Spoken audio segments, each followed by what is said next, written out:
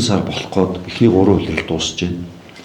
Дуусж байгаа үе дээр болохоор хөрөнгө оруулалтын хувьд зарлаж чадаагүй, хэрэгжиж чадаагүй, амжилтгүй болж байгаа ажлууд бол бас байна. Ийм учраас бид нар 2026 онд хөрөнгө оруулалт дээр тавьж шийдвэрлэх ажлууд маань илүү чанартай, зураг төслийн хувьд алдаагүй төсөв нь хүрэхээр тендерүүдээ 26 оны эхний 1-р улиралтай амжилттай шалгаруулах юм яг тодорхой чанартай ажлуудаа бол төлөвлөж хийх шаардлагатай.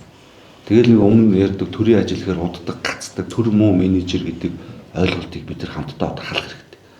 Хотод хийж байгаа дид үтцүүдээр бид нар нэг номерт одоо чанар дээр анхаарах хэрэгтэй. Хямд үн дээр биш. Төр гэдэг бол ашиг гэдэг институт биш.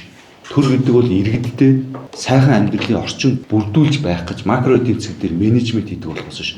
Хувийн компаниуд хувь хүн шиг ашиг хийх гээд баг зардал гэж ойлголттой мөнгөний хэмжих гэж тэгж гацаагаад байдаг. Ийм ойлголтыг төр менежмент гэж хийж болохгүй. Бидэрт бол сайхан орчин иргэдэд энэ сайхан дид үтц хэрэгтэй. Ер нь бол хүний амьдралын чанар сүлдээ мөнгөөр биш. Хэрхэн ямар орчинд амьдэрсэн гэдгээр л хэмжигддэг. Миний өнөөдрийн энэ ч ирж байгаа нийслэлийн засаг даргаыг орлоод нийслэлийн удирдлагуудаа ирж ажиллаж байгаа ажлын зорилго бол одоо тулгамдж байгаа асуудлуудыг боломжтойгоор хурдан шийдвэрлэх. Дээрээс нь 2026 оны хөрөнгө оруулалтын ажлууд дээр Багнуур дүүрэн дээр юун дээр нь анхаарч явах юм. Улаанбаатар хотын 20 40 мастер төлөвлөгөөтэй юугаар уялдах юм.